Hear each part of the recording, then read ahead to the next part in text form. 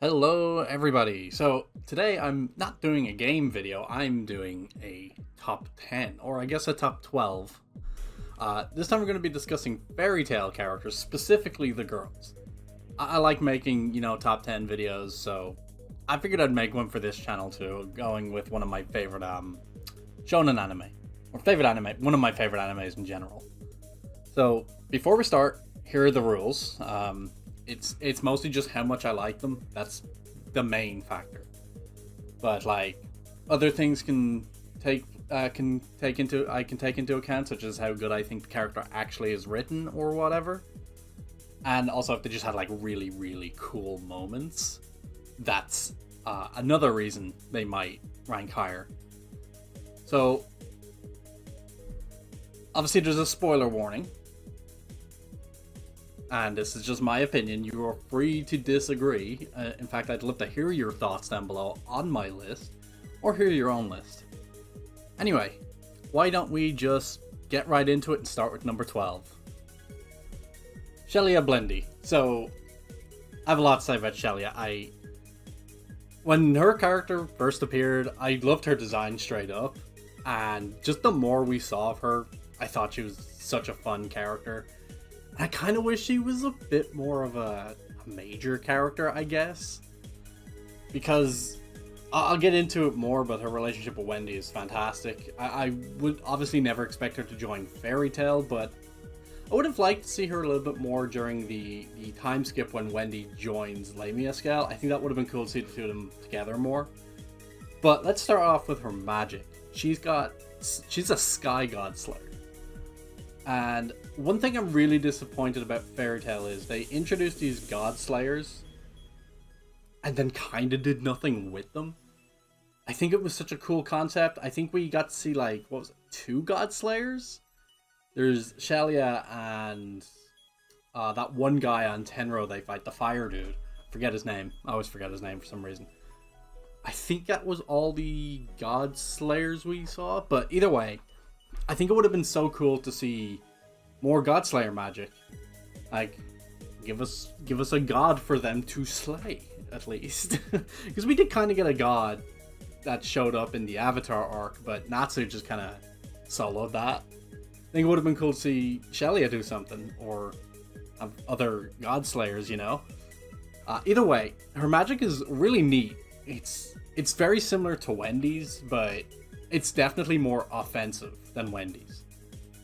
But I really would have liked to see a lot more of it because, I mean, God slaying magic, that sounds cool, right? I think she deserved more screen time. Like, we did get to see a decent amount for magic when she was fighting against Demaria with Wendy. I thought that was cool. So, I want to see more of it. But we'll move on from that and we'll talk about her love and loss of magic. So, Shelia loves magic. She thinks it's one of the best things out there. I don't know. Either way, she's huge fan of magic. And it's really sad that she ends up losing her magic. And it clearly depresses her a lot. But, she understands that what she sacrificed her magic to save her friends, and it does take her a little bit to realize that this is okay. She doesn't plan to leave Lamia Scale. She's still going to be part of them. Sure, she can't use magic, but Leon basically said you gave up your magic for a better life for your friends, people you care about, and I think that's enough for her. I would like for her to one day get her magic back, like maybe in 100 Years Quest, which I doubt she's really going to appear in. But at the same time, it would be kind of cool to see her, kind of like during the Edelus arc when everyone uses magic items. I think that would be kind of cool to see Shelia like become a master of, kind of like Mystigan. I think that'd be really cool to see. And actually give her more screen time in 100 Years Quest, which I'm really not betting on at all. It'd just be really cool to see. Because as you can tell, she is one of my favorite characters. Then of course we've got her relationship with Wendy, which it's one of the most wholesome relationships, I think. The two of them clearly care about each other. They're really good friends. They even called themselves the Sky Sisters and had their own show. I think that was really neat. And yeah, we do get to see a decent amount of them together, particularly in the final arc. But I just think it would have been so cool to just see more of them, you know, doing like slice of life type things. Give us like a filler episode of those two just like hanging out and chilling and doing girly things or whatever. You know, I think that would have been a lot of fun. So why don't we take a look at some pictures of her? So obviously we've got, when we first meet her, she's about to fight Wendy, which was a very, very fun fight, I think. And I think that was that like one of Wendy's first serious fights? No, she had a couple more before. I don't know why I'm saying that. And this is her using her magic. That looks so cool. The Black Wind, that's awesome. We really, really should have seen more of it. And yes, I'm going to keep saying that because who didn't want to see more of it, right? Then of course we've got the two of them here, you know, actually together. God, their friendship is so good. I really wanted to see more of it. Because you can tell they really care about each other. They're obviously good friends. And then here's the two of them working as a team to take on Demaria. That was such a cool fight. Because Demaria is easily one of the more terrifying villains in that arc. And yeah, I know they got some assistance to help later on. But I don't know. That fight was just so cool. And I'm glad we actually got to see them fighting together. It was worth it to see them fighting together. And then this is Shelia when she finally accepts that she has no more magic, which is a sad moment. It's a bittersweet moment, I should say, because we know people are safe now, but at the same time she has no access to her powers. You know, it's unfortunate for her, but I think it was a really interesting direction to go. So why don't we move on to the next one? And we've got Ultir. And Ultir is... she was a character I didn't really care for at first, because she kind of looked pretty basic. She was like... she felt like the servant of Jalal. Kind of didn't have a mind of her own, just kind of done whatever he wanted. Only to find out that, nah, she was manipulating him the entire time. And I thought it was really, really cool. Because I didn't see it coming. It was very unexpected for me. And then we find out her type of magic. It's so cool. Time magic is hard to pull off in a lot of anime or shows or movies or anything. And I think the way they've done Ultir's magic is really cool. It clearly has its own drawbacks, which I feel like all time magic needs to have drawbacks. So I think it was just really cool how her magic was written. Like, the times we get to, especially during the Grand Magic Games arc, when, like, you know, all the dragons are attacking, a bunch of characters die, and if it wasn't for Ultir, they'd still be dead. Like, I know Gray died. I think Jet and Droy also died. And there was a couple of others. I think Sting? Did Sting die? I can't remember. But a few characters died anyway. And they would have still been dead if it wasn't for Ultir reversing time, which obviously had drastic effects on her afterwards. And I like that they didn't just kill her off because of that. We do get to see her again later on in the final arc, when she just suddenly appears to help Wendy and Shelia, which I thought was really cool. I definitely wasn't expecting that. I thought we were kind of done with her, because last time we saw her, she was just an old lady. I thought she was kind of done fighting, but nope. She shows up again. Really helps those two, because they were fighting Demaria, and Demaria is like, got insane powers, so Ultir coming there definitely saved their lives. And we had a great redemption arc where she just starts off as like wanting to kill Gray, essentially, and then she finally gets to fight Gray, and she surprisingly loses, which I wouldn't have expected, but I don't think she expected it either. But that changed her a lot. She kind of just changed the way she was after that. She didn't really want revenge anymore. She kind of understood Gray a little bit more. And then her relationship built with Grace to an extent, specifically built with Melody, which I thought was really cool. Melody, I'm not sure exactly how you're supposed to say it. I'm gonna say Melody because it's easier. But yeah, I thought that was really interesting how she kind of developed after, you see her and you're like, oh yeah, she's like pure evil.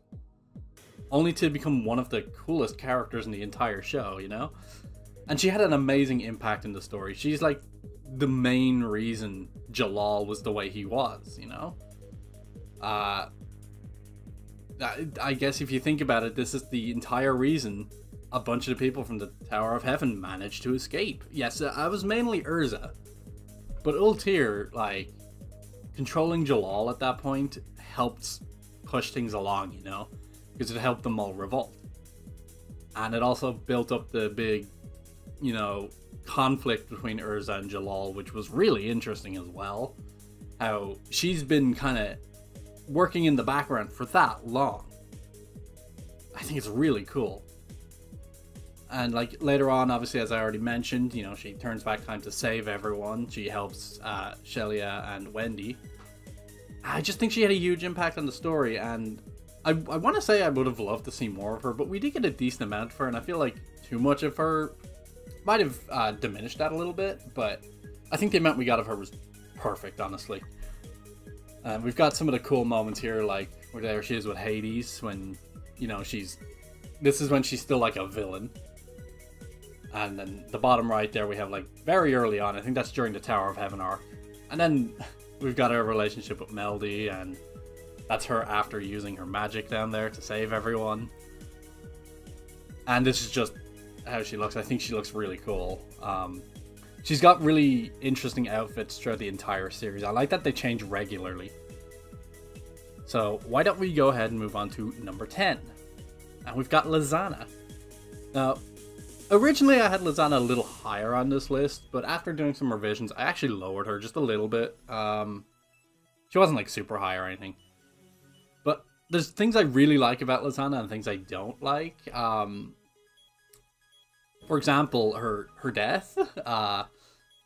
I thought it was interesting that, she had died and ended up in Edelus.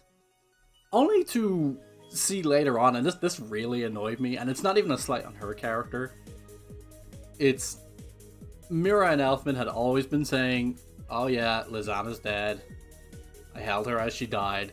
And then we see that, no, that's not what happened at all. She fucking turned into magic dust and flew away. This is a magical world. In my mind, that does not equal dead. Right? I mean, in a magical world,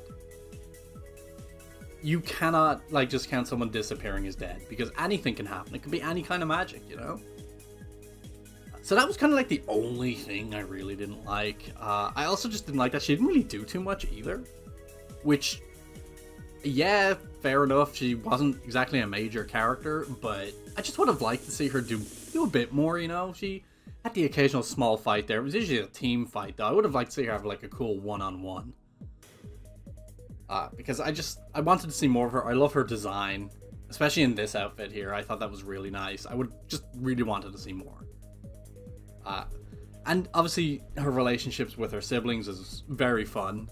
The impact her quote-unquote death had on Elfman was huge, considering he thought he was the one who killed her. And then you got Mira, who completely changes who she is after Lizana's death. And I just think it was really interesting how it affected those two. Only to later on find out that, they didn't even see her die. She vanished. And I feel like that just diminishes it a little bit, I have no problem with her coming back. I just feel like the way it was portrayed beforehand that, oh yeah, Elfman accidentally killed her. And it really affected Mira and Elfman. They saw her die, only for her to fly away into dust. It just... I'll be here complaining about it forever. But other than all that stuff, I think Lizana is a really fun character. She's got a lot of fun moments. I love her relationship with Natsu. I felt like I was going to end up shipping them a lot, but I actually didn't. I kind of like them a lot more as just really good friends. And I just think I wanted to see the two of them fight together, you know, like side by side. I think that would have been cool. We didn't really get that because, I mean, they've obviously known each other since they were kids. I thought it was really cool, you know. We got to see their backstory, and when you first see Lizana in the backstory, you can just kind of tell, oh yeah, this girl's dead. And then, you know, she comes back later, and it's like, oh, maybe we'll get more development between them. And honestly, they didn't even interact that much, and that was very disappointing. I'm doing a lot of complaining on Lizana's slide here, but Lizana's a really fun character. I really do like her. I love her design. Her personality's great. I just wish we got more. And I think it was really cool when we saw her in Edalus, because at this point, obviously, I had no idea that it was actually her. So I was like, oh, cool, we actually get to see Lizana alive. It's not the same one, but, you know, we get to. Only to find out, no, this is the exact same one. Other Lizana died. And I really like some of her transformations here.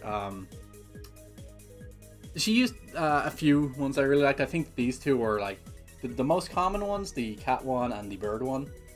And I think they're both really nice. I had to be careful finding images of her because there was a lot of... You know, let me just show you. There were shots like this a lot. But yeah, I think Lizana's a fun character. Definitely wanted to see more of her.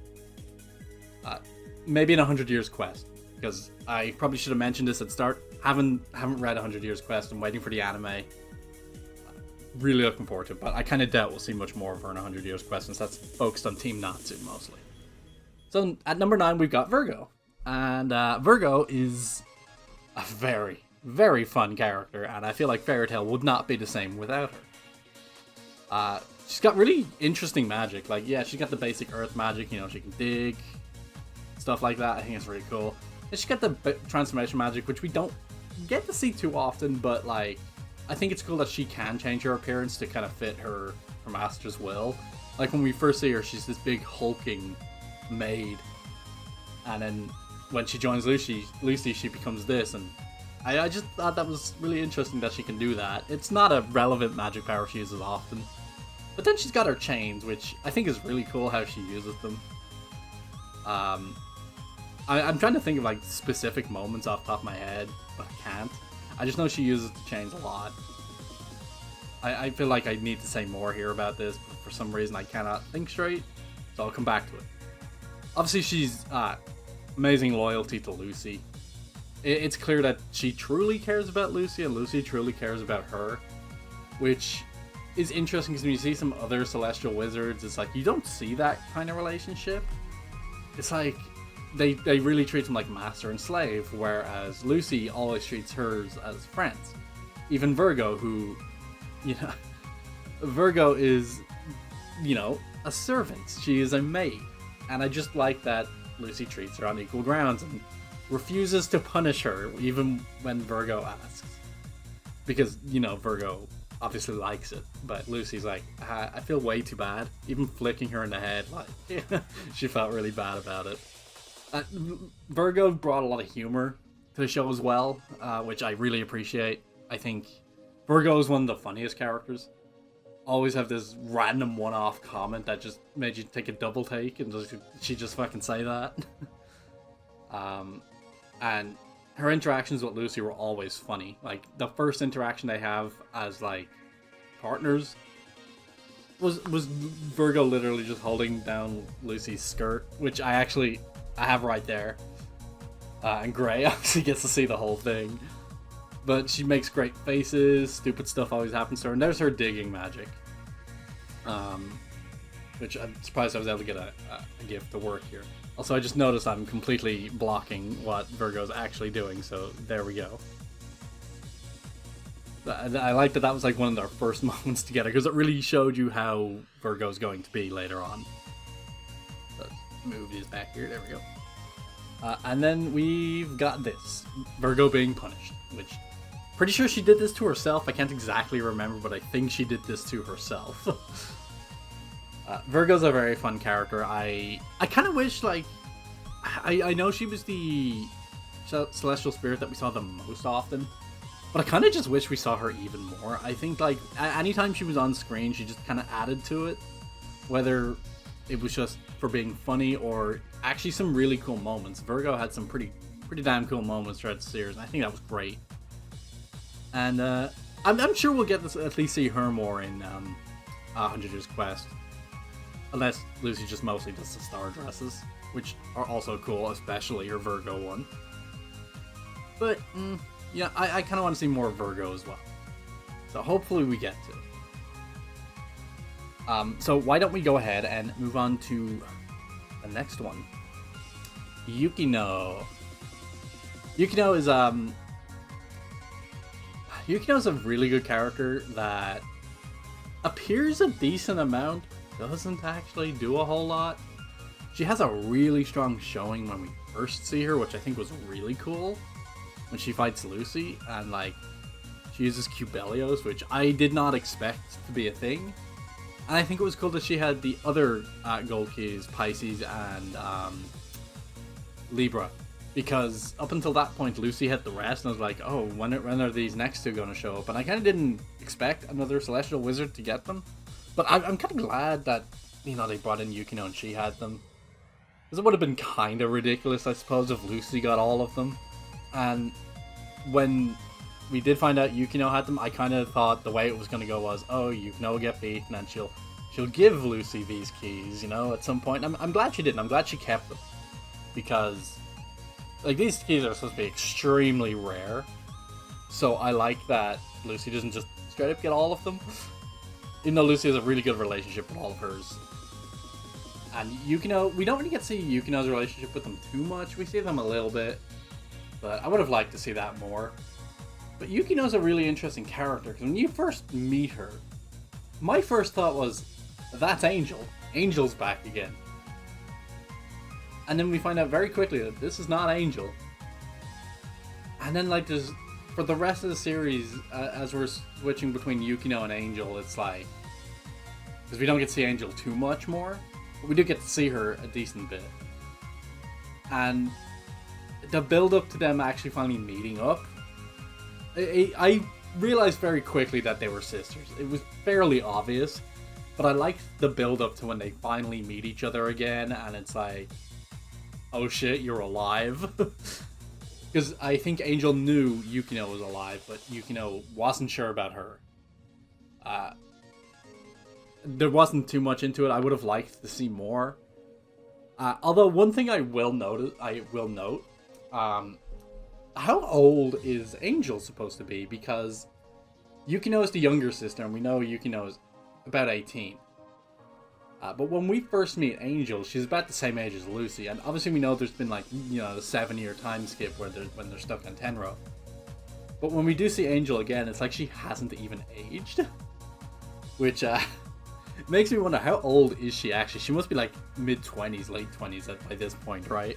I just think it's funny to think of that, because like it's also even weirder as well when you think about it, because when you see Yukino's flashback, you see her sister and they barely look a year or two apart. So I don't know, is Angel just super short, or is Yukino just tall for her age? Who knows?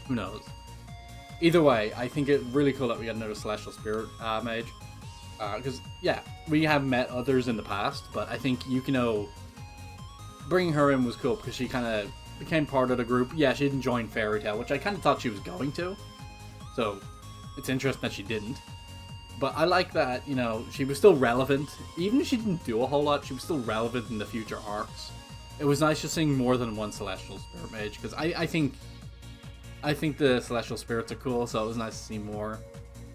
And we have, like, her determination, like, you know, she loses to Lucy, she gets kicked out of the guild by Gemma. And then Arcadios has her join his team, I guess. I don't really know how a better way to explain it, but you know what I mean if you've seen the series. And I like that it's kind of building up to, like, is she going to be a villain with him? Only to find out that neither of them are villains, and they're actually both really cool characters.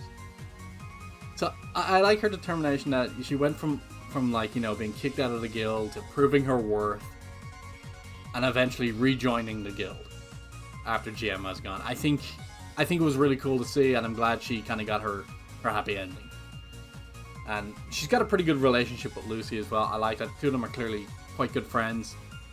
Definitely would have liked to see them actually spending more time together. I know we got a bit of time with them, but I think it would have been cool to just see a bit more of.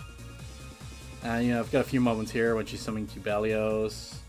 This is like when you first find out she's Celestial Spirit Mage, and then there's the two of them working together, and then her as part of the military. I think it's really cool.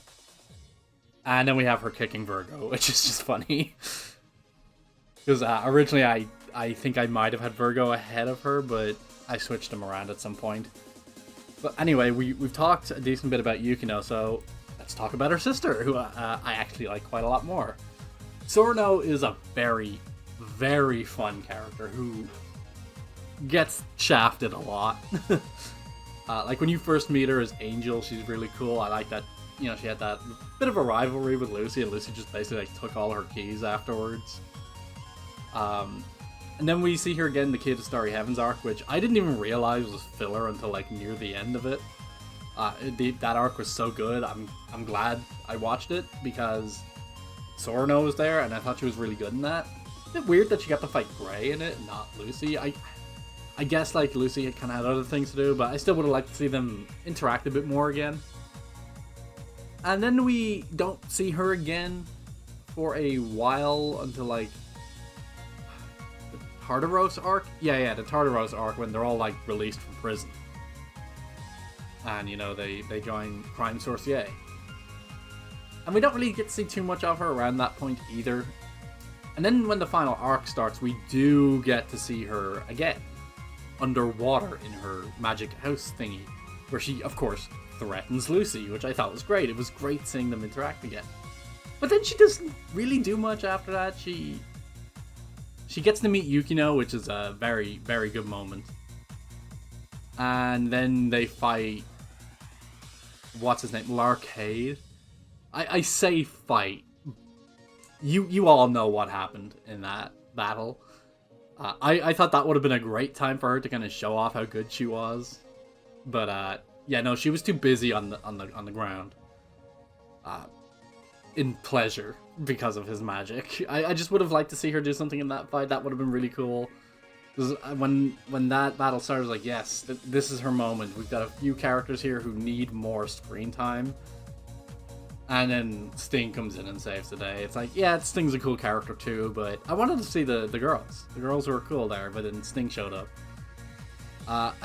And about her magic, I think it was really cool that she also had gold keys. She had Scorpio, Aries, and Gemini. All three I really like. But then when we see her in Key to Starry Heavens arc, she has angel magic, which I thought was really interesting. And, you know, obviously it was really bad for her. Very powerful. Very bad for her because it put her life on the line. But then kind of afterwards, we don't actually really see anything of her magic, which is kind of unfortunate.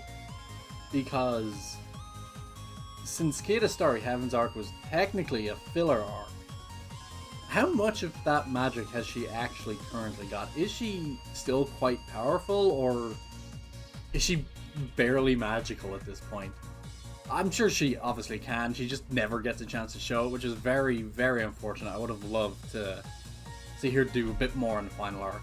I do think she had like some pretty important moments, like with Lucy, and then obviously meeting Yukino again, and I just absolutely love her relationship with Yukino. I love how she just gushes over her sister the entire time. I think it's incredibly cute.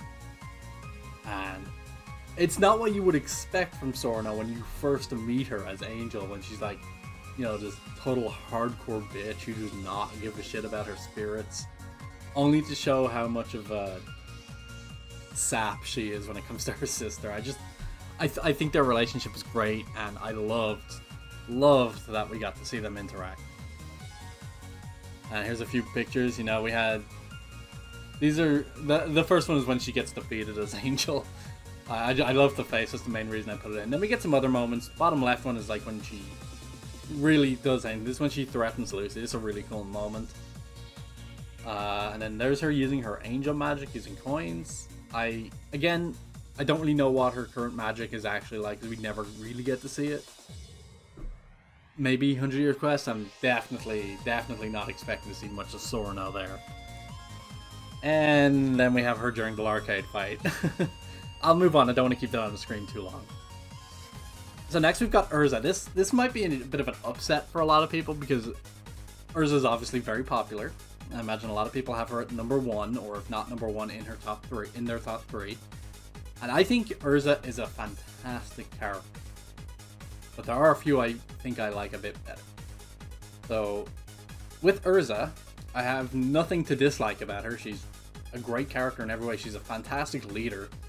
The team may be called Team Natsu, but it would not be the same without Urza. Like, Urza, while not technically being the leader of that group, she's in control. Let's be real here. She can stop Natsu and Gray at any moment. She can be terrifying, you know. I think Urza, alongside Natsu and Lucy, are clearly the most impactful characters in the entire series. And I can absolutely see why. She is clearly primed to be the future leader of Fairy Tail, and technically, yes, she was the 7th guild master. I do think in the future she is going to be like the actual like full-on guild master, not just temporarily. She will be the leader. I think it's gonna happen. She's got a really like sad and cool backstory. When we see her backstory in the Tower of Heaven, it's like things are really bad, and then leads to an uprising, which Urza basically leads as like this child, and I thought that was so cool because it really showed how strong Urza has been for her entire life, and I can totally understand like why so many people are terrified of her, because she is quite scary even when she's not trying to be. But alongside that, I just love how silly and goofy she can be as well. You know, she has some of the funnier moments, like I think when she first goes to Lucy's place, she's just shocked at the kind of underwear Lucy has because it's so racy, I guess. I just think she has some of the best like reactions to things. She's so much fun. I really, really like Urza. She gets a lot of cool fights. She gets some of the best fights in the series. Her armor is so cool. I'll actually show a few of them here. Like the black one there is cool. I forget what it's called. And then the one on the top left there, I think that's probably one of my favorites. It's very simple. It's not really armor, but I just think it suits her so well. And then we got Bunny Girl Urza, which I just thought was a funny picture to put in there. And then we've got Urza leading the revolt. I think it's cool. Now, I don't want to move on from Urza without talking about the power of friendship, which, you know, a lot of people hate about Fairy Tail. And, you know, I can understand it to an extent. When I first watched Fairy Tail years and years ago, I actually hated it. I think that was part of the reason, but I rewatched it recently, like 2 years ago, and it's now one of my favorites. And the amount of hate I would see about the power of friendship, and even I hated it when I was younger. But going through it again, it's actually not that bad at all. Like, I'm not just trying to be biased here because I like it now. But the power of friendship I find interesting because it mostly happens with Urza, who's usually people's favorite characters. Even people who don't like Fairy Tail like Urza. She is basically the power of friendship herself. That is basically her power.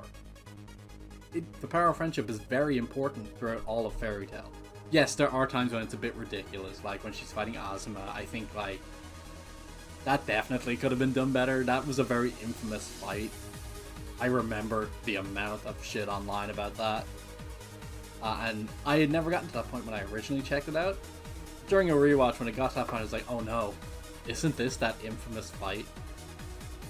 I do want to make a whole video on the power of friendship, so I'm not going to talk about it too much. I will be doing a video at some point. I don't know when exactly, but I have a few ideas for it that I'd like to discuss and go into a bit more detail about. But I don't think the power of friendship is necessarily bad, and I think it's a huge part to Urza's character. And yeah, this is the the moment I was talking about with her looking through Lucy's underwear drawer. So we're going to move on to the top 5 now, which we've got Mavis. Mavis is a very fun character. I really love her backstory. I like that we got to see like a lot of it. Fairy Tail Zero was such a nice little arc we got, and it's just so good. I love how smart this girl is, because even as a kid, she was incredibly smart. Knew what she was doing. Great strategist, you know? Always kind of had a plan for something, which I just think was really cool. I love characters like that in general, so I think that was really cool to see. And then just her relationship with like the first members of Fairy Tail was really interesting. How she just happened upon them one day when they came to her island, and they just kind of instantly hit it off. I thought it was really cool to see, you know? But also, I mean, she's a very tragic character. You know, being forced to stay as a child because of her curse, because of Zeref's curse, I guess. And, you know, it was kind of just sad to see that she lost out on a lot of stuff growing up. I mean, to start off with, like, when we first see her entire island essentially burns down. She loses anybody she knew except for Zera, which, as we later find out, yeah, Zera did die there too, which was very unfortunate. But I think it was really interesting to see that she held on to Zera for so long and just never even realized that Zera had died a long time ago. And yet, despite that, she had such a great relationship with her. I thought that was really neat and well written. And yes, there were a lot of signs that, you know, Zera didn't actually exist. Which I did kind of pick up on as the episodes went on, you know, because nobody else would really be interacting with her. But I just think their friendship was very strong, and I felt so bad for Mavis when she actually discovered that Zera didn't exist. I have Legacy written down here. Yeah, I mean, look what she started. She started the Fairy Tail Guild, which turned out to be one of the strongest and best guilds of all time. I mean, without her, the world probably would have ended a long time ago. Acnologia probably would have just completely taken over everything. Because without Fairy Tail, I mean, the world isn't gonna survive. I'm just kind of rambling, but you get what I'm trying to say, yeah? It's like, Fairy Tail have been so important to the future of the world that if Mavis had never started it up, we wouldn't have any of that.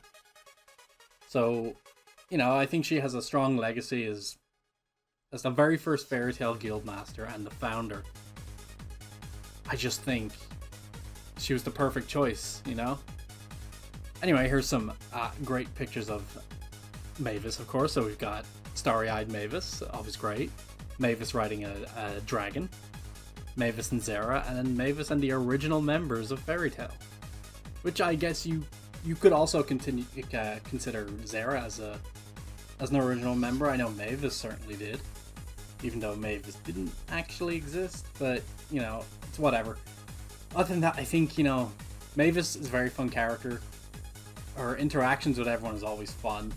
I like that she always kind of sees the good in people, especially her own guildmates. And I like that just because she died, we didn't get... that doesn't mean we don't get to see her. She got to essentially live on until, like, the end. And then we see there's a reincarnation of her and Zeref, which I thought was interesting. But yeah, Mavis is a fun character. I think she's been a great addition to the series, and it wouldn't be the same without her. I do kind of wish we got to see a bit more of her flashback.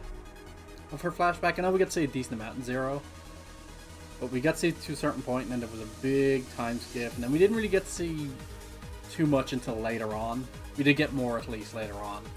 I would have liked to just see, like, a whole adventure. I'd love a whole manga series just about her. Because, you know, we never get to find out what happened to Yuri or anything. That would have been interesting to see. I would love just a manga series based on Mavis. I think that'd be so fun to see. Even though we did already get to see a decent amount, I think there's a lot more we could have seen, you know? What it was like on the island before the others showed up. Just her and Zara spending time together, you know? And then of course we've got Leader Mavis. I love that Mavis like always had like the perfect strategy for everything. Mavis is one of the smartest characters in the series, and I usually quite like smart characters. I find myself liking them quite a lot more. Especially when like it's all strategy based, not just, you know, oh, I'm smart, I can invent this thing. I love strategist characters. I think they're so much fun. And let's move on to number 4, which is Juvia. Now, Juvia has been like one of my favorite characters since her first appearance. The moment I saw Juvia, I was like, yep, that's one of the best character designs I've seen. Yeah, she's been one of my favorites since I first saw her, and that hasn't really changed. She's moved a little lower on the list, but she is still, like, I mean, she's in my top 4, and I was very, very close to putting her in my top 3, but I decided to put her in 4. I think Juvia is a fantastic character. Like, her devotion to Grey, and even her devotion to the Fairy Tail Guild, like, when she first joins, she really, like, because she was a former enemy to Fairy Tail, so she's trying her absolute best to be devoted to Fairy Tail, help Fairy Tail when needed. Like, in the Battle of Fairy Tail arc against Loxus, like, she basically sacrifices herself against Freed, which, you know, I think that's really cool that she went from straight up a villain, then to teaming up with Lucy in the Tower of Heaven, then to basically being so devoted to Fairy Tail without really knowing any of the members and just going straight for it, like, you know. Her water magic is really cool. You can tell very early on that Juvia is quite a powerful character. And any fight she's been in, she's just been so cool to see. And I just kind of wish we got to see a little bit more. Like, I know Juvia gets a decent amount of screen time compared to a lot of Fairy Tail members outside of Team Natsu. Her and Gaji will probably get the most outside of Team Natsu. But I feel like Juvia should have been part of Team Natsu. I would have loved to see that. I think that would have been so cool. And Juvia has amazing character growth, you know, she starts off as, like, you know, this depressed girl who's just looking for love and just keeps getting rejected or having bad dates or whatever, and it constantly raining around her. And then she meets Grey, the rain stops, and it changes her entire perspective, and she's just been, like, immediately devoted to Grey since then. And even though it takes Grey quite a long time to reciprocate the feelings, it's enough to help her, you know, push through everything. It gives her more confidence in herself, you know. She becomes a much better person. She's obviously less depressed. She still has her moments when the rain clouds reappear, but at least she's not constantly dealing with a rain cloud now, you know. She's much better off. Ever since she has joined Fairy Tail, she's gotten so much better. Hell, not even since then, since she's met Grey. Because they had that cool fight, and, you know, he could have killed her at any point, and he didn't, and I think that was obviously a good thing, because we don't want Juvia to die early on. But imagine how different things would have been if Grey had killed her. Now, I doubt he ever would have. This is Fairy Tail. They don't really tend to kill off a lot of characters, which is fine by me. And I just think, yeah, Juvia had one of the better character growths from the beginning, because she starts off as, you know, this, as I mentioned before, depressed girl, no confidence in herself other than, I guess, maybe her abilities, to being one of the happiest characters in the series, and, you know, always trying her best, always trying to improve, and wanting to protect her friends, particularly Grey. I love her relationship with some of the other characters. I kind of wish we got to see a little bit more with her and Natsu, and I think that would have been interesting to see more of. But, you know, she's clearly good friends with Gajil. She's good friends with Lucy, even though she considers Lucy a love rival, which Lucy just doesn't get. She has no interest in Grey, although Grey is clearly somewhat interested in Lucy, and Juvia definitely notices that. So we just got a few cool pictures of Juvia here. You know, it's her and Grey, her being really pissed off and looking so fucking cool. Little bit of an embarrassed Juvia, and then child Juvia making Teru Bozus, because that's what she used to do a lot of. And then, of course, we've got a group picture here, which I really, really like this picture. It kind of looks like Frosh is like Grey's child, and everyone is congratulating him. Yeah, I think that's a great picture. It seems like something you'd see at the end of like a visual novel route or something. I just think Juvia is a fantastic character. You know, her relationships with Grey, Lucy, Gajil. I would have liked to see more with Urza as well, and I think Levi would have been fun to see as well. Juvia and Levi together. And I wish we kind of got like a mini solo arc about Juvia. I know we got like a few episodes that's kind of like about her doing her own thing, like trying to make a gift for Grey and stuff like that. We had that really emotional episode where I can't remember what she makes, but I think it was a hat. She makes a hat or a scarf. I think it was a scarf actually, to give to Grey, and he basically rejects it because, you know, it's a really tough time for Grey at the moment, and Juvia is so upset. But Grey does eventually go back for the scarf, you know, or hat. I can't remember what she made for him. Either way, it was a very sweet moment. That it's quite sad at first, but you know, by the end of it, it's a pretty happy moment. So before we move on to the top 3, I have a lot of honorable mentions to talk about. Now, I'm not going to say much about them. I'm just going to say 1 or 2 things about them, and then we'll move into the top 3. So why don't we kick that off? Okay, so before we jump into the honorable mentions, I want to say that there are 11 of them, but I promise I won't spend too long on either of them, on any of them. So first we've got Mira, which probably surprises a few people that she's not in the top 12. I love Mira. I just think there was a few characters I just felt I liked a bit more. And I have terrifying as her point here. Yeah, Mira's scary. Her power is so cool, and she has some of the coolest fights in the series. And you know, she was very, very close at being in my top 12. I just kind of bumped her out for Shelia, I think, like last minute when I was making this. But yeah, I think Mira's a fantastic character. Would have loved to see more of her. Then we've got Kaguya, who I just have as cool sword lady. Is it Kaguya or was it Kagura? I think it might have been Kagura, but I've clearly written Kaguya here, so I'll just call her Kagu for this. I love characters like her, you know, sword users in like a magic verse. I always think that's really cool. And she's got a great design. Anyone who knows me will know I like purple hair. She has purple hair. I like purple hair. And I like swords. I like samurai. She's just cool, okay? And she has a really cool fight with like Minerva and Urza in the Grand Magic Games. I thought it was really cool. And then her showing up again to team up with Urza in the final arc was really cool. And then we've got Evergreen. You will see unexpected there, and what the hell does that mean, right? When I first saw Evergreen, she didn't stand out to me. I wasn't too big on her. I didn't really like her personality or her design that much. But then the Tenro arc happened, and she like immediately grew on me. And I have unexpected there because she wasn't a character I thought I was really going to like. But I ended up really liking Evergreen, and I feel like she deserves to be on this honorable mentions list. Evergreen's a cool character. Let us see more of her.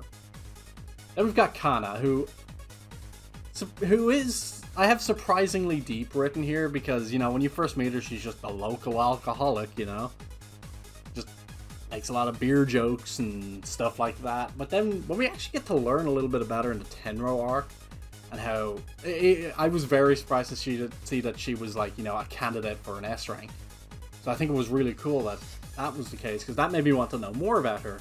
And then we learned that Guild Arts is her dad, and I was like, whoa, didn't see that coming. And Kana has had some of the coolest moments in the series since then. I especially love her moments with Mavis. I think that's so cool. And yeah, she got shafted. She should have been an S rank wizard by the end. I think she deserved it. Honestly, more than anyone on Tenro, I think she deserved it.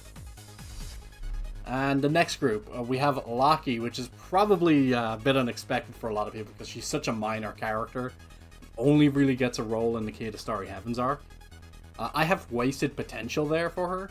because I really like her design. I think she was a neat character. Her magic was cool, using wood. Thought that was cool. I think there was a lot they could have done with Loki, and I understand there's already a lot of characters to doing stuff with, but I don't know. I would have liked to see more of Loki. I think she's a fun character. I like her appearance, her design. She's just really cool. Okay, I wanted to see more. Then we have Minerva, who I was also very close to putting in my top 12. Minerva is cool as fuck.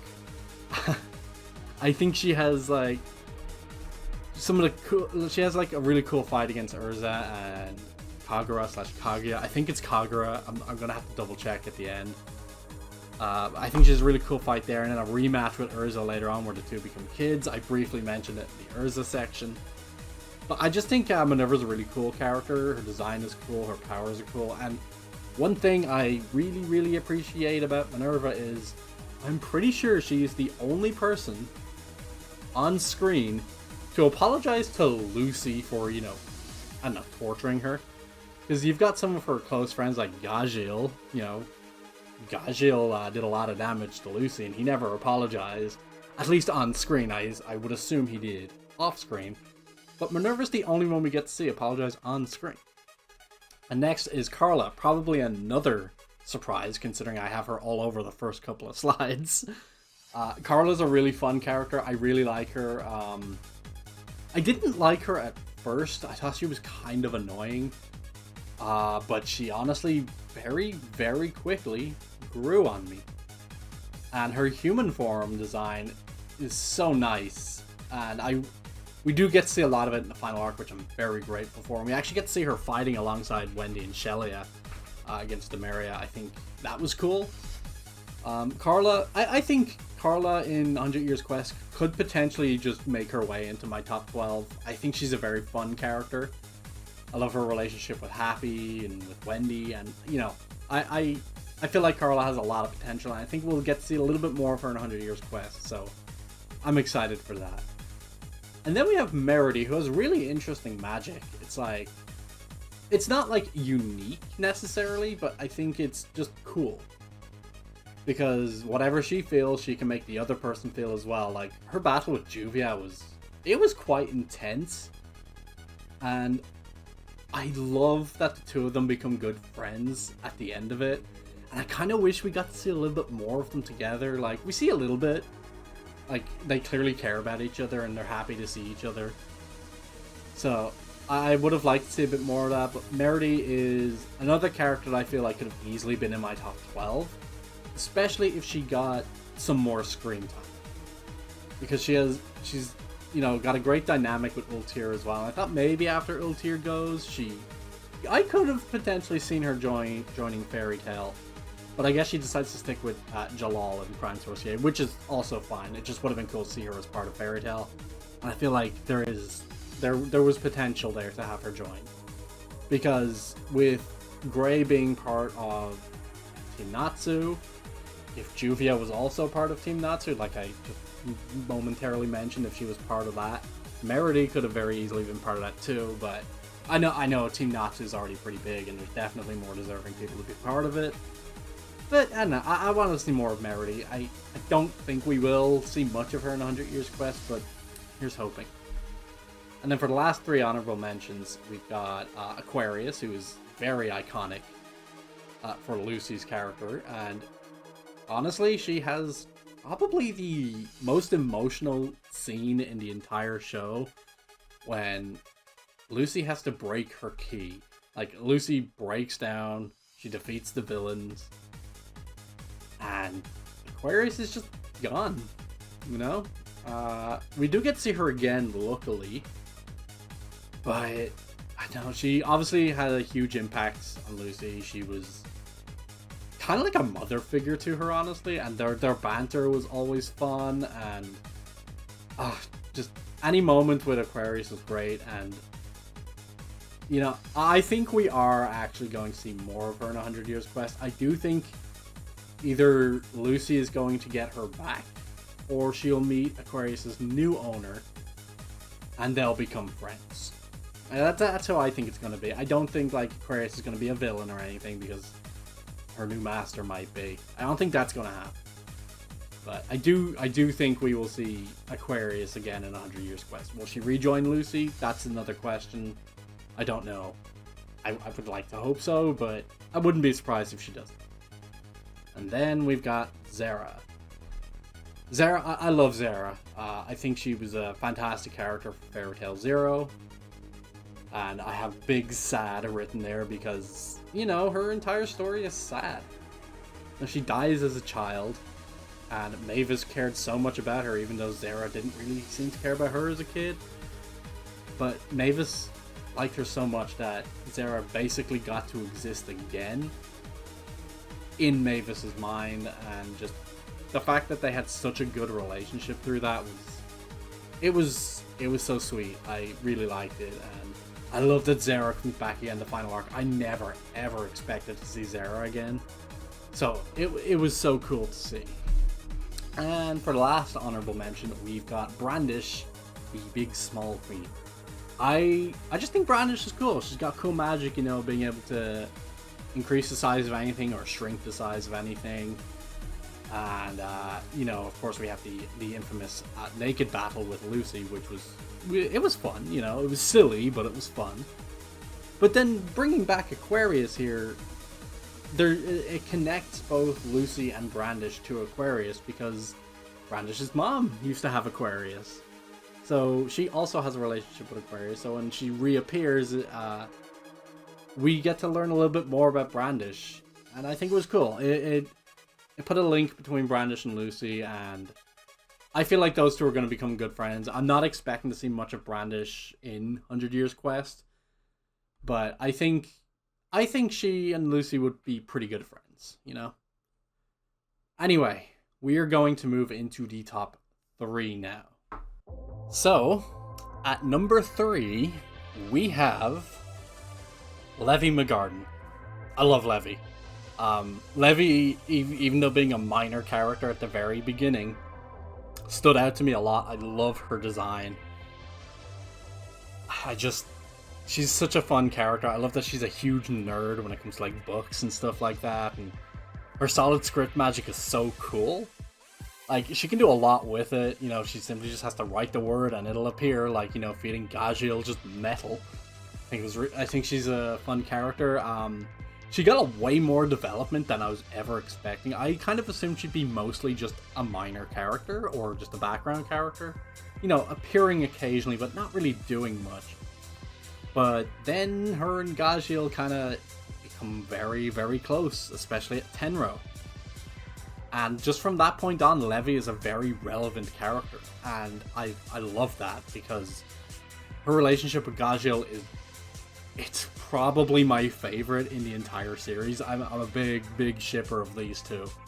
Because Gajiel is one of my favorite characters, and Levi is clearly one of my favorite characters. I just think their relationship is so good, and I love that she actually ends up pregnant at the end of the series. I thought that was so funny, because I didn't expect it, but it's yeah, there was a lot of really good moments between those two, especially when, you know, we get the moment where Gajiel is fighting, what's his name, the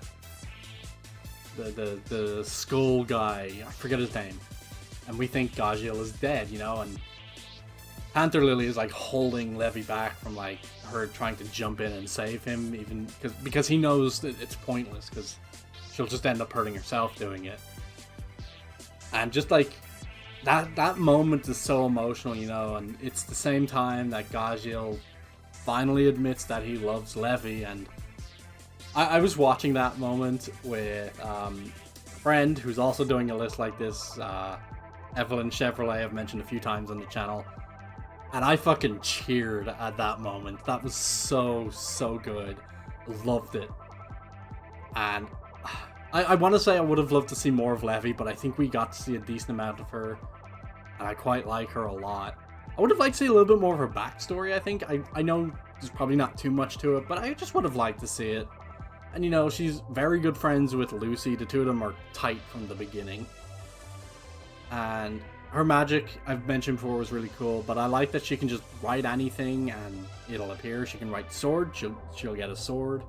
She writes metal, she can give to Gajiel to him, so he can eat it.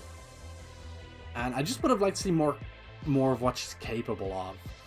I do think we saw a lot of her already, and I'm happy for what we saw, because I'm not really expecting to see too much of her in 100 Years Quest either, unfortunately. But Levi she's such a good character. I like her way, way, way more than I thought I would. Now, I knew I wouldn't dislike her, but she just... I was very, very close to putting her at number 2. I'll say 2 and 3 are like... 2, 3, and 4, the Juvia, Levi, and then number 2, are so close that I feel like, depending on the day, I could switch them around. But, yeah, Levi's such a great character. I hope we get to see more of her in 100 Years Quest, but I understand that we might not, and, I think I'm fine with that for the most part. I'd like to see more. So, yeah, we've got Dorky Levi here. We got Levi using her magic. Levi just being a nerd and writing shit. And then Levi, just a nice shot of Levi with a very underrated character, Lockie, and Kinana. Or Kinana. Is it Kinana? I think it's Kinana. Who I did also consider putting into my honorable mention list, but I decided to pick between one of those two and put Lockie in. But yeah, Levi, great character. And here's her and Gajiel, because I needed to have that in there. And now we are about to move on to the top 2. Any guesses for who the top 2 might be? Don't know why I'm asking, this isn't a live stream, but let's move on to number 2. So, at number 2, we have Lucy Heartfilia. Essentially the main protagonist alongside Natsu. Lucy's just a great character. I see her getting a lot of hate online for being a useless female protagonist. Lucy is literally the complete opposite of useless. She has played a major role in nearly every single arc, has done something huge in nearly every single arc. She essentially saved all of Magnolia in the final arc. And she's such a fun character. Her celestial spirits are so cool. I love that. That was such a cool, that's cool for her magic to be that. I could say a lot about Lucy. I'll try not to drag on for too long because I don't want this to be an extremely long video. It's already quite long.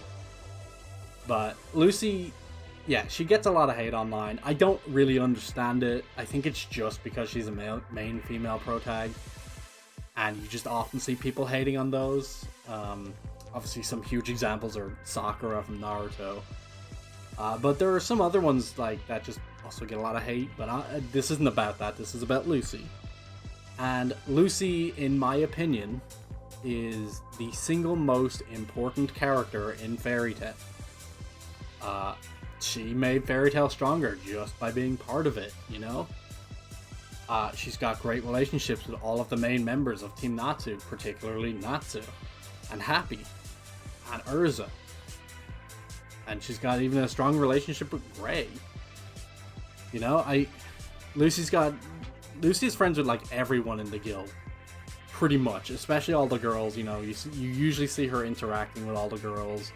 She's made a lot of villain characters become good guys in the past. She builds those bonds with them, and her relationship with her celestial spirits, top notch, so good, well written. She's got a deep relationship with Aquarius. She's got a fun relationship with Taurus. Good, very, very fun relationship with Virgo. There's all the other ones like Cancer, Sagittarius, who we don't see as much as those three, but clearly she's quite close to them. We got Capricorn, who we see a little bit less of. I think Capricorn was the only star dress we didn't get to see in the actual anime. I think I'm not 100% in this, but I think we get to see Capricorn star dress in either the OVAs or a movie. I can't remember. I don't know if that's even true, but I think that's the case. And then we also got Gemini, who Sorano originally has. And then she joins them, and then Scorpio, Aquarius's boyfriend, which I thought that was so funny when Scorpio first appeared, and Lucy's like, aha, I'll send out Aquarius, and she's like, oh no, this is my boyfriend, we're going on a date now, bye. Just leaving her high and dry. And then there's Ares as well. Ares is one I would have liked to see a lot more of. I feel like I could have put her in honorable mentions too. She didn't really get to do too much. She was relevant in some points, you know, but I would have liked to see more. And then, of course, we've got Loki. Where she essentially saves Loki's life. Loki was, like, so close to just disappearing and not existing anymore. And even though she has her issues with Loki, she was like, just become one of my spirits, make a contract with me. Better doing that than dying, right? So Lucy's very important to everyone in Fairy Tail. I feel like she is literally the heart of Fairy Tail. And without her, Fairy Tail would not be the same. The guild and the anime. I just feel like Lucy is a very important character. Like I said, I believe she is the most important character. And her friendship with Natsu is like... when it comes to Lucy and Natsu, I can definitely see them, you know, just being best friends. You know, they're very close. I support them as best friends, but I also am not against shipping them. I think they'd also make a fantastic ship. Now, Gajiel and Levi is my favorite ship, but I think Lucy and Natsu is like probably tied second with with Gray and Juvia. I just think it's a good one. It's a basic one, yes. It's like, you know, the one you expect. But it's good. I have no reason to dislike it. I think it's great. Her and Natsu are so close. And they clearly trust each other with everything, you know. I think they're really good friends. And, you know, I just think anybody would want a friendship like that. So I'm going to take some pictures here of Lucy. You know, we've got Aquarius' Star Dress, which, you know, is the first one she gets. And that's right after... you know, she breaks the key. She gets Aquarius' power. Such an emotional moment. I was so silent watching that moment because, again, I was watching it with someone. And I was just so quiet during that. I really liked that moment. It was so sad, emotional, and it was just well written. I don't really have much more to say about it. And then we got Lucy and her Taurus Star Dress just punching the shit out of this girl whose name I forget because she's not important. Her name wasn't Mary. I don't think so. But you know, her Taurus dress is also great. You know, all the physical strength goes to her. And then we've got her Virgo Star Dress, which it's a personal favorite of mine because I'm a big fan of maids. So Lucy looks really good in it.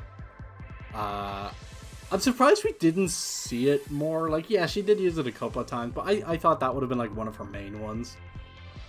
I know we get to see the kind of power she gets with it, but I'm gonna be honest, I don't really remember it. Probably because I'm too busy looking at Lucy in a maid dress. And it's clear some of the other characters quite like it, because Gray comments on it. Happy comments on it. And I get it, you know? And then we've just got Lucy here. I can't remember what this moment is from, but it's a nice picture. And then we've got Lucy and Michelle. Michelle was a character I was going to put in my honorable mentions, but kind of forgot. Not going to lie. I think she's a fantastic character. Again, another one I could potentially slide into the top 12.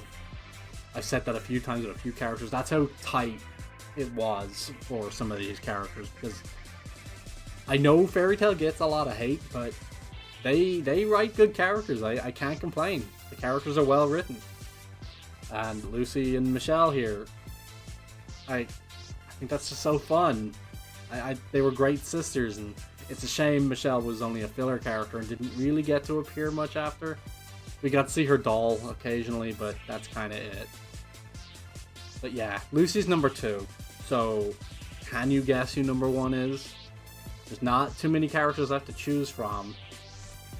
So it's probably not too surprising at this point. This is a character you probably would have expected to show up earlier, but nah, she's number 1, and that number 1 is Wendy. I love Wendy. She was one of the few characters I knew about before getting into Fairy Tail. You know, she doesn't like stand out much in terms of her appearance. She's, you know, twin tail girl. It's whatever. But she's just such a fun character. She's a very wholesome character. I love the development she gets from basically just being a meek child. Doesn't really know what to do. She's a dragon slayer though, so that's cool. And we get to see her development throughout the series where she clearly becomes a lot more mature, a lot stronger, and we'll get to that in a moment. And I like that, you know, she's the healer of the group, yet she can still kick some ass. She's so cool. Wendy's a very fun character. I didn't expect her to end up being my favorite of the girls, but she was just so well written, you know, her relationships. I bring up relationships a lot in this, but that's kind of the whole idea of Fairy Tail. Friendships, relationships, power of friendship, all that kind of stuff. But Wendy's obviously very close to Team Natsu. She's the last member to join Team Natsu. And she's gotten some amazing moments because we meet her in the Arashi Seis arc, where she's like the only member of Kate Shelter to show up. And my thoughts when saying that was like, okay, either this guild just doesn't have many fighters, which ended up being the case, or Wendy is scary powerful, which she is kind of scary powerful, but it takes her a while to kind of really get to use a lot of that power.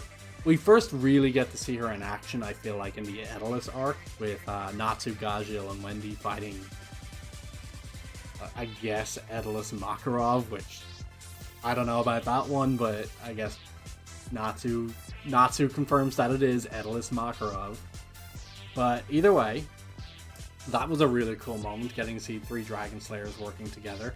Especially since one of them was, you know, their enemy not that long ago. Well, not Wendy's enemy. Wendy joined it long after Gajeel did. But yeah, you know, Wendy is clearly very close to Natsu. Her friendship with Carla is fun. And I've already mentioned it before earlier with Shelia. Very good relationship there too. And I really like her relationship with Urza. I think her and Urza working together in the final arc was so cool. We get to see evil Wendy, which is very, very interesting to see.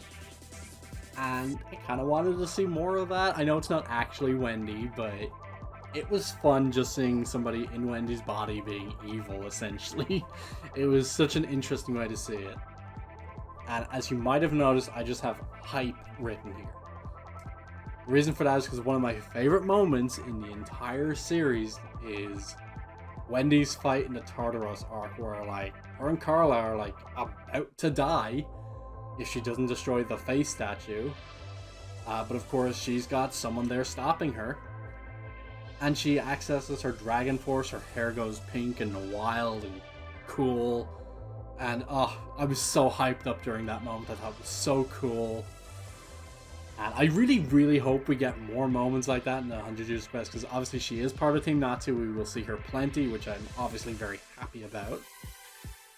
And yeah, I can't wait for that. Wendy is just, she's had some of the best moments in the entire series. I could sit here for hours talking about Wendy, and I don't want to do that because I know I will. But yeah, Wendy's a great character. I love how strong she really is despite being a healer. Relationships are good. She got the coolest moments, you know. Let's just show some pictures of her. So we've got Wendy crying, which is very early on, when she's still a bit of a crybaby. We got Wendy using a magic item in Edelus, also very cool, by the way. We got Wendy and Gajeel scaring some kid. I don't actually remember where that is from, but I saw the screenshot and I loved it. I had to throw it in. And then we have Wendy and Carla, where I think they're about to fight Demaria before Shelia shows up, or Shelia might already be there, I can't remember. But again, another great fight. Wendy got 2 fights in the final arc. I think that was so cool. She got Demaria, and then she got the tag team with Urza. She doesn't get many one-on-one fights, but that makes sense. She's not really a one-on-one fighter. The only one-on-one fight I recall her getting is the one I was just mentioning about her Dragon Force. And then, speaking of Dragon Force, it's so cool. I think she has the coolest looking Dragon Force of any of the Dragon Slayers we've seen. Most of them don't change too much, you know, Natsu gets the scales, and Gashiel just turns fully metal, which I think is cool. But Wendy, I feel like, has the coolest change, you know, her hair goes crazy, goes pink. Reminds me of Super Saiyan, and I'm a huge Dragon Ball fan, so of course I'm gonna like that. But yeah, I could be here a long time if I was talking about Wendy more. I'm not going to, but yeah, Wendy is my favorite girl in Fairy Tail, and possibly my favorite character in Fairy Tail.